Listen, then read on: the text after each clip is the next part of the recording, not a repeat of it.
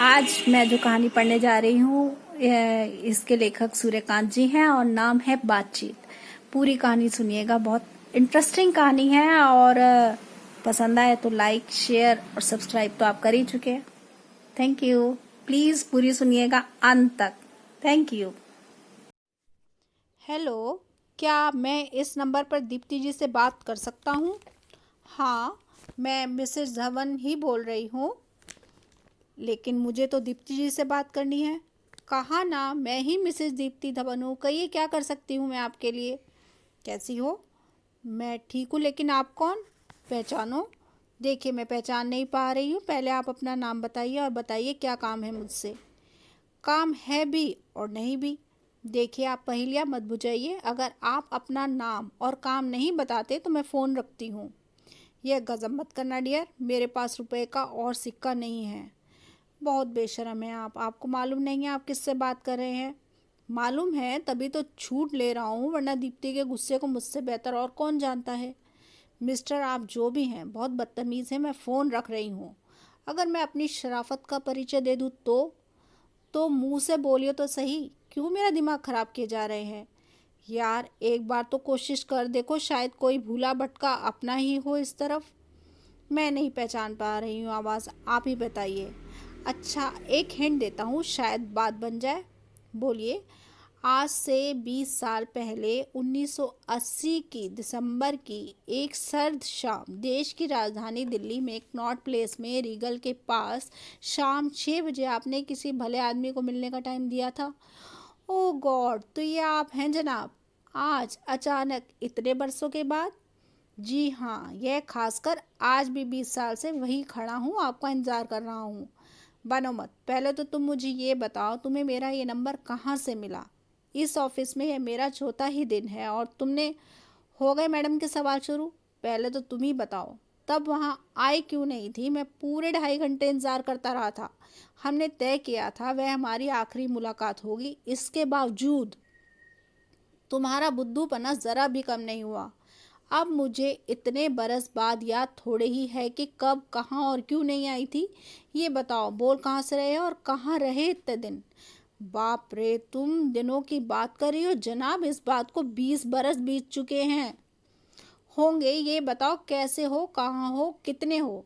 और ये भी पूछ लो क्यों हो। नहीं, यह नहीं पूछूंगी। मुझे पता है तुम्हारे होने की वजह तो तुम्हें खुद भी नहीं मालूम।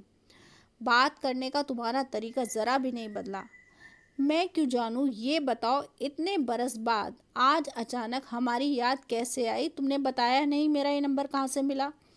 ऐसा है दीप्ति, बेशक मैं तुम्हारे इस महानगर में कभी नहीं रहा, वैसे बीच बीच में आता रहा हूँ, लेकिन मुझे लगातार तुम्हारे बारे में पता रहा। कहाँ हो, कैसी हो, कब कब और कहाँ कहाँ पोस्टिंग रही और कब कब प्रमोशन हुए। बल्कि चाहो तो तुम्हारी सारी फॉरेन ट्रिप्स की भी फहरिस्त सुना दूँ। तुम्हारे दोनों बच्चों के नाम, क्लासेस, हॉबीज़ तक गिना दूँ। बस यही मत पूछना कैसे खबरें मिलती रही तुम्हारी। बाप रे, तुम तो यूनिवर्सिटी में पढ़ाते थे। ये इंटेलिजेंस सर्विस कब से ज्वाइन कर ली? कब से चल रही थी हमारी ये जासूसी? ये जासूसी नहीं थी डियर, महज अपनी एक दोस्त की तरक्की की सीढ़ियों को और ऊपर जाते देखने की सहज जिज्ञासा थी। तुम्हारी हर तरक्की से मेरा सीना थोड़ा और चौड़ा हो जाता था, बल्कि आगे भी होता रहेगा। लेकिन कभी खोज खबर तो नहीं ली हमारी। हमेशा चाहता रहा, जब भी चाहा रुकावटें तुम्हारी तरफ से ही रही। बल्कि मैं तो ज़िंदगी भर के लिए तुम्हारी सलामती का कॉन्ट्रैक्ट लेना चाहता था। तुम ही पीछे हट गई। तुम ही नहीं चाहती थी कि तुम्हारे खोज खबर लूँ, बल्कि टाइम देकर भी नहीं चाह रही थी। कई साल पहले शायद तुम्हारी पहली ही पोस्टिंग वाले ऑफिस में बधाई देने गया था, तो 1.5 घंटे तक रिसेप्शन पर बिठाए रखा था। तुमने फिर भी मिलने नहीं आई थी। मुझे ही पता है कि कितना खराब लगा था मुझे कि मैं अचानक तुम्हारे लिए इतना पराया हो गया कि तुम्हें आमने सामने मिलकर इतनी बड़ी सफलता की बधाई भी नहीं दे सकता। तुम सब कुछ तो जानते थे। मैं उन्हीं दिनों एकदम नर्वस ब्रेकडाउन की हालत तक जा पहुंची थी। उन दिनों प्रोबेशन पर थी, एकदम नया माहौल, नई जिम्मेवारियां से एडजस्ट कर पाने का संकट, घर की टेंशन, उधर ससुराल वालों की अकड़ और ऊपर से तुम्हारी हालत, तुम्हारे पागल कर देने वाले बुलावे। मैं ही जानती हूँ मैंने शुरू के वो 1 साल कैसे गुजारे थे, कितनी मुश्किल से खुद को संभाले रहती थी कि किसी भी मोर्चे पर कमज़ोर ना पड़ जाऊं। मैं इन्हीं वजहों से तुमसे मिलना चाहता रहा कि किसी तरह तुम्हारा हौसला बनाए रखूं, कुछ बेहतर राह सुझा सकूं। और मज़े की बात कि तुम भी इन्हीं वजहों से मिलने से कतराती रही। आखिर हम दो दोस्तों की तरह तो मिल ही सकते थे। तुम्हारे चाहने में ही कोई कमी रह गई होगी। रहने भी दो, उन दिनों हमारे कैलिबर का तुम्हें चाहने वाला शहर भी नहीं था। यह बात उन दिनों तुम भी मानती थी। और अब भी इम्तिहान ले लो। इतनी दूर से भी तुम्हारा पूरी खोज खबर रहती है। देख लो, 20 बरस बाद ही सही मिलने आए हैं, फ़ोन भी हम ही कर रहे हैं। लेकिन हो कहाँ? मुझे तो तुम्हारी रत्ती भर भी खबर नहीं मिली कभी। खबरें चाहने से मिला करती हैं। वैसे मैं अब भी वहीं उसी विभाग में वही सब कुछ पढ़ रहा हूँ जहाँ कभी तुम मेरे साथ पढ़ाया करती थी। कभी आना हुआ इस तरफ तुम्हारा? वैसे तो कई बार आई, लेकिन हमेशा डरती रही कहीं मुझसे आमना सामना न हो जाए। नहीं, वो बात नहीं थी। दरअसल मैं किस मुंह से तुम्हारे सामने आती? बाद में भी कई बार लगता रहा काफ़ी हद तक मैं खुद ही इन सारी स्थितियों की जिम्मेवार थी। उस वक्त थोड़ी हिम्मत दिखाई होती तो क्या होता? होता क्या, मिस्टर धवन के बच्चों के पोतड़े धोने की बजाय तुम्हारे बच्चों के पोतड़े धोती। तो क्या ये सारी जद्दोजहद बच्चों के पोतड़े धुलवाने के लिए होती है? दुनिया भर की शादीशुदा औरतों का अनुभव तो यही कहता है। तुम्हारे खुद का अनुभव क्या कहता है? मैं दुनिया से बाहर तो नहीं। विश्वास तो नहीं होता कि एक आईएएस अफसर को भी बच्चों के पोतड़े धोने पड़ते हैं। श्रीमान जी, आईएएस हो या आईपीएस, जब औरत शादी करती है तो उसकी पहली भूमिका बीवी और माँ की होती है। उसे पहले ये भूमिकाएं अदा करनी ही होती हैं, तभी ऑफिस के लिए निकल पाती है। तुम ही बताओ, अगर तुम्हारे साथ पढ़ाती रहती, मेरा मतलब वहाँ रहती, या तुमसे रिश्ता बन पाता, तो क्या इन कामों से मुझे कोई छूट मिल सकती थी? बिल्कुल, मैं तुमसे ऐसा कोई काम नहीं कराता। बताओ, जब तुम मेरे कमरे में आती थी तो कॉफ़ी कौन बनाता था? रहने भी दो एक बार कॉफ़ी बनाकर क्या पिला दी, जैसे ज़िंदगी भर सुनाने के लिए एक किस्सा बना दिया। अच्छा, एक बात बताओ, अभी भी तुम्हारा चश्मा नाक के बार बार सरकता है या टाइट करा लिया है? नहीं, मेरी नाक अभी भी वैसी ही है, चाहे जितने महंगे चश्मे खरीदो, फिसलते ही हैं। पुरानी नकचड़ी जो ठहरी, बताऊं क्या? कसम ले लो, तुम्हारी नाक के नखरे तो जग जाहिर थे, लेकिन तुम्हारी नाक से तो कम ही। जब देखो गंगा जमुना की अविरल धारा बहती ही रहती थी। वैसे तुम्हारे जुकाम का अब क्या हाल है? वैसा ही है। कुछ लेते क्यों नहीं? तुम्हें पता तो है, दवाई लो तो जुकाम 7 दिन में जाता है, और दवाई ना लो तो 1 हफ्ते में। ऐसे में दवा लेने का क्या मतलब? जन्मजात कंजूस ठहरे तुम। जुकाम तुम्हारा होता था और रुमाल मेरे शहीद होते थे। लगता तो नहीं तुम्हारी कंजूसी में अब भी कोई कमी आई है। तुमसे शादी की होती तो मुझे भूखा ही मार डालते। रहने भी दो, हमेशा प्लेट के समोसे भी खा जाया करती थी। बड़े आए समोसे खिलाए वाले, ऑर्डर खुद देते थे और पैसे मुझसे निकलवाते थे। अच्छा, बाय द वे, क्या तुम्हारी मम्मी ने उस दिन मेरे वापस आने के बाद वाकई जहर खा लिया था, या यह सब नाटक था तुम्हें ब्लैकमेल करने का, मुझसे तुम्हें दूर रखने का रामबाण उपाय? अब छोड़ो उन सारी बातों को। अब तो मम्मी ही नहीं रही इस दुनिया में। ओह सॉरी, मुझे नहीं पता था। और कौन कौन है घर में? तुम तो जासूसी करते हो, पता ही होगा। नहीं, वो बात नहीं है, तुम्हारे ही श्रीमुख से सुनना चाहता हूँ। बड़ी लड़की अनन्या का एमबीए का दूसरा साल है। उससे छोटा लड़का दीपांकर आईआईटी में इंजीनियरिंग कर रहा है। और मिस्टर धवन कहाँ है आजकल?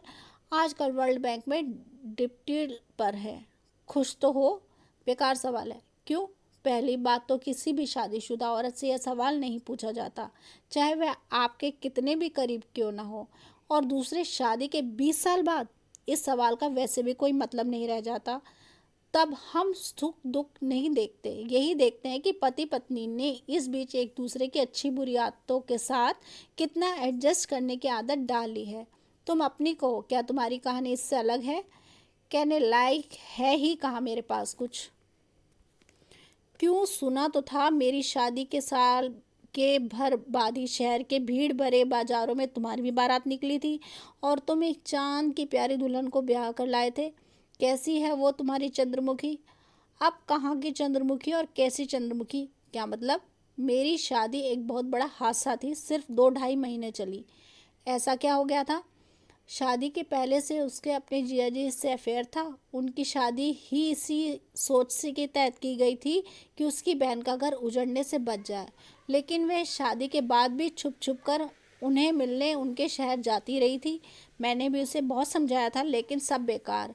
इधर मैंने तलाक की अर्जी दी और उधर उसकी दीदी ने खुदकुशी की थी। 2 परिवार एक ही दिन में उजड़ गए थे। ओह, मुझे बिल्कुल पता नहीं था कि तुम इतने भीषण हादसे से गुजरे हो। कहाँ है वो आजकल? शुरू शुरू में तो सरेआम जीजा जी के घर जा बैठी थी, बाद में पता चला था पागल वागल हो गई है। क्या तुम्हें सचमुच नहीं पता था? सच कह रही हो, सिर्फ तुम्हारी शादी की खबर मिली थी। मुझे अच्छा लगा था कि तुम्हें मेरे बाद बहुत दिन तक अकेले नहीं रहना पड़ा था, लेकिन मुझे एहसास तक नहीं था कि तुम्हारे साथ यह हादसा भी हो चुका है। फिर घर नहीं बसाया, बच्चे वगैरह? मेरे हिस्से में 2 ही हादसे लिखे थे, ना प्रेम सफल होगा ना विवाह। तीसरे हादसे की तो लकीरें ही नहीं है मेरे हाथ में। हेलो। चुप क्यों हो गई? कुछ सोच रही थी क्या? यही कि कई बार मुझे ऐसे गुनाहों की सज़ा क्यों मिलती है जो हमने किए ही नहीं होते। किसी एक ही गलती या जिद से कितने परिवार टूट बिखर जाते हैं। जाने दो दीप्ति, अगर यही चीज़ें मेरे हिस्से में लिखी थी तो मैं उनसे बच ही कैसे सकता था। खैर ये बताओ, तुमसे मुलाकात हो सकती है? यूं ही थोड़ी देर के लिए, यूं समझो तुम्हें अरसे बाद एक बार फिर पहले की तरह जी भर कर देखना चाहता हूँ। नहीं। क्यों नहीं? बस नहीं। दीप्ति, तुम्हें भी पता है अब मैं ना तो तुम्हारी ज़िंदगी में आ सकता हूँ और ना ही तुम मुझे लेकर किसी भी तरह का मोह या भ्रम ही पा सकती हो।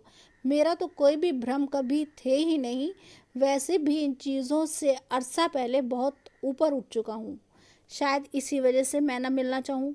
क्या हम 2 परिचितों की तरह एक कप कॉफ़ी के लिए भी नहीं मिल सकते? नहीं। इसकी वजह जान सकता हूँ? मुझे पता है और शायद तुम भी जानते हो, हम आज भी सिर्फ 2 दोस्तों की तरह नहीं मिल पाएंगे। हो ही नहीं पाएगा। यह एक बार मिलकर सिर्फ एक कप कॉफ़ी पीना ही नहीं होगा। मैं तुम्हें अच्छी तरह से जानती हूँ। तुम बेशक अपने आप को संभाल जाओगे, इतने बड़े हादसे से खुद को इतने बरसों से हुए ही हो, लेकिन मैं आज भी बहुत कमज़ोर पड़ जाऊंगी। खुद को संभालना मेरे लिए हमेशा बहुत मुश्किल होता है। मैं तुम्हें कतई कमज़ोर नहीं पड़ने दूंगा। नहीं, यही तो मैं नहीं चाहती कि तुम मुझे खुद को संभालने के लिए तुम्हारे कंधे की ज़रूरत ना पड़े। अगर मैं बिना बताए सीधे ही तुम्हारे ऑफिस में चला आता तो? हमारे ऑफिस में पहले रिसेप्शन पर अपना नाम, पता और आने का मकसद बताना पड़ता है। फिर हमसे पूछा जाता है कि मुलाकाती को अंदर आने दें या नहीं। ठीक भी है। आप ठहरी इतने बड़े मंत्रालय में संयुक्त सचिव के रुतबे वाली वरिष्ठ अधिकारी और मैं ठहरा एक फटीचर मास्टर। अब हर कोई ऐरा गहरा तो बस करो प्लीज़, मुझे गलत मत समझो। इसमें कुछ भी ऑफिशियल नहीं है। ऐसा नहीं है कि मैंने इस बीच तुम्हें याद नहीं किया, तुम्हें मिस ना किया हो, बल्कि मेरी ज़िंदगी का एक बेहतरीन दौर तुम्हारे साथ ही गुजरा है। ज़िंदगी के सबसे अर्थपूर्ण दिन तो शायद वही रहे थे। आईएएस की तैयारी से लेकर नितांत अकेलेपन के पलों को मैंने हमेशा तुम्हें अपने आसपास पाया था। सच कहूँ तो अब भी मैं तुमसे कहीं ना कहीं जुड़ाव महसूस करती हूँ। बेशक उसे कोई नाम ना दे पाऊँ या उसे फिर से जोड़ने जीने की हिम्मत ना जुटा पाऊँ, संस्कार इजाज़त नहीं देंगे। हेलो, सुन रहे हो ना? हाँ हाँ, बोलती चलो। लेकिन अब इतने बरसों के बाद इस तरह मैं तुम्हारा सामना नहीं कर पाऊंगी। मुझे समझने की कोशिश करो प्लीज़। ठीक है, नहीं मिलते आमने सामने ना सही, तुम्हें दूर पास से देखने का तो हक है मुझे। मैं भी ज़रा देखूं तुम्हारा चश्मा अब भी फिसलता क्यों है। पहले की तरह उसे ऊपर बेशक ना कर पाऊँ, कम से कम देख तो लूँ। और तुम्हारी दोस्त जॉइंट सेक्रेटरी बनने के बाद कैसे लगती है ये भी तो देखूं। कम से कम सिर पर सींग तो नहीं होते उनके। देखने में क्या हर्ज है। जब तुम सचमुच तुम्हारी ज़रूरत थी या तुम्हें कैसे भी करके मिलने जाना चाहिए था, तब तो तुमने कभी परवाह नहीं की। और अब इस बात को जाने दो कि मिलने के लिए सचमुच सीरियस था या नहीं। सच तो यह है कि एक बार तुम्हारी शादी यह तय हो जाने के बाद तुमने खुद ही तो एक झटके से सारे संबंध काट लिए थे। झूठ मत बोलो, मैं शादी के बाद भी तुमसे मिलने आई थी। हाँ, अपना मंगलसूत्र और शादी की चूड़ियाँ दिखाने कि अब मैं तुम्हारी दीप्ति नहीं, मिसेस धवन हूँ, किसी और की ब्याता हूँ। मुझे गाली तो मत दो। तुम्हें सब कुछ पता तो था और तुमने सब कुछ ज्यों का त्यों स्वीकार कर भी लिया था, जैसे मैं तुम्हारे लिए कुछ थी ही नहीं। स्वीकार ना करता तो क्या करता? मेरे प्रस्ताव के जवाब में तुम्हारी मम्मी का जहर खाने का वो नाटक और तुम्हारा एकदम सरेंडर कर देना, मेरा तो क्या किसी का भी दिल पिघला देता। तुम एक बार तो अपनी मर्दानगी दिखाते, मैं भी कह सकती थी कि मेरा चयन गलत नहीं है। क्या फिल्मी स्टाइल में तुम्हारे अपहरण करता या मजनू की तरह तुम्हारी चौखट पर सिर पटक पटक कर जान दे देता?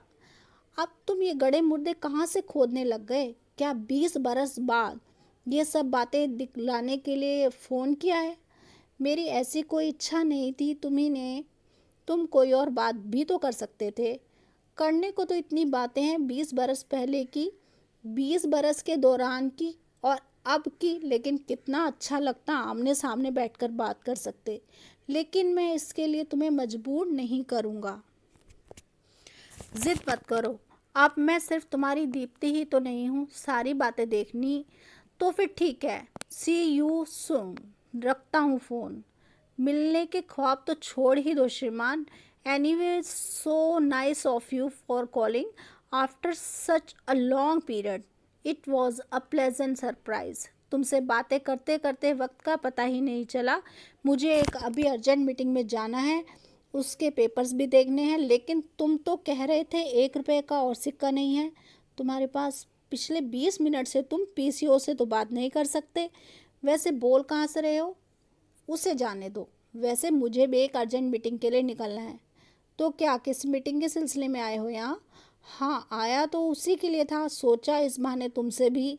कहाँ है तुम्हारी मीटिंग? ठीक उसी जगह जहाँ तुम्हारी मीटिंग है। क्या मतलब?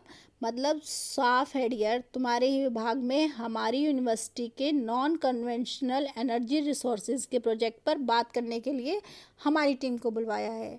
इसमें महत्वपूर्ण खबर सिर्फ इतनी है कि यह प्रोजेक्ट मेरे ही अधीन चल रहा है। यह तो यहीं आकर पता चला कि अब तुम ही इस केस को डील करोगी। और oh God, I just can't believe. अब क्या होगा? तुमने पहले क्यों नहीं बताया? इतनी देर से मुझे बुद्धू बना रहे थे। और रिलैक्स डियर, रिलैक्स। तुम्हें बिल्कुल भी परेशान होने की ज़रूरत नहीं है। मैं वहाँ यही जतवाऊँगा। तुमसे ज़िंदगी में पहली और आखिरी बार मिल रहा हूँ। बस एक ही बात का ख्याल रखना, अपना चश्मा टाइट करके ही मीटिंग में आना। You cheat.